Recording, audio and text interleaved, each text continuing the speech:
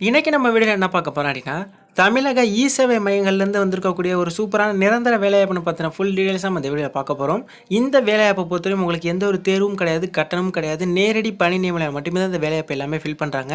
நீங்க எந்த மாவட்டத்தை சேர்ந்தாலும் அனைத்து ஆண்கள், பெண்கள் எல்லாருமே தாராளமா இதுக்கு நீங்க விண்ணப்பிக்கலாம்.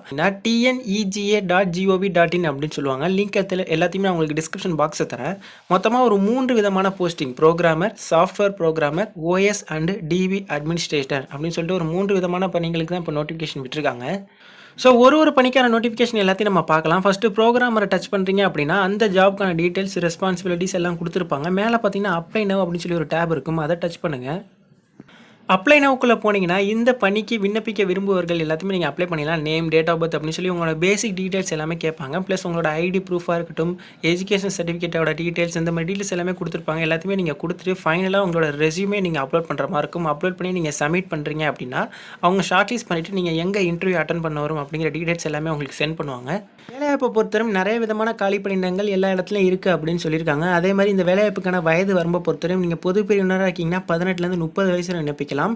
எஸ்சி எஸ்டினா 18லேருந்து 35 வயசு வரை விண்ணப்பிக்கலாம். அது இல்லாமல் மீதி வகுப்பினர், அதாவது பிசி, எம்பிசி, டிஎன்சி, பிசிஎம் அந்த மாதிரி இருக்கீங்கன்னா 18லேருந்து நீங்கள் 32 வயசு வரை விண்ணப்பிக்கலாம் அப்படின்னு சொல்லியிருக்காங்க. மொதல் பதவியை பொறுத்தவரையும் ப்ரோக்ராமர். இந்த ப்ரோக்ராமருக்கு பிஇ, பிசிஏ, எம்சிஏ, எம்எஸ்சி முடித்த 3 இயர்ஸ் எக்ஸ்பீரியன்ஸ் உள்ளவங்க விண்ணப்பிக்கலாம் அப்படின்னு சொல்லியிருக்காங்க.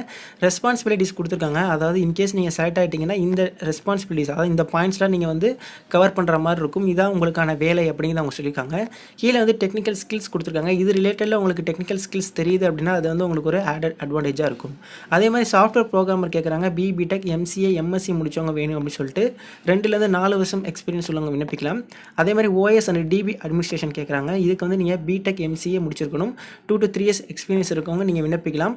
அதுக்கு கீழே அப்ளை நவ் அப்படின்னு சொல்லி ஒரு டேப் இருக்கும். விருப்பம் தகுதி உள்ளவங்க அதில் நீங்கள் போய் விண்ணப்பிச்சிடலாம்.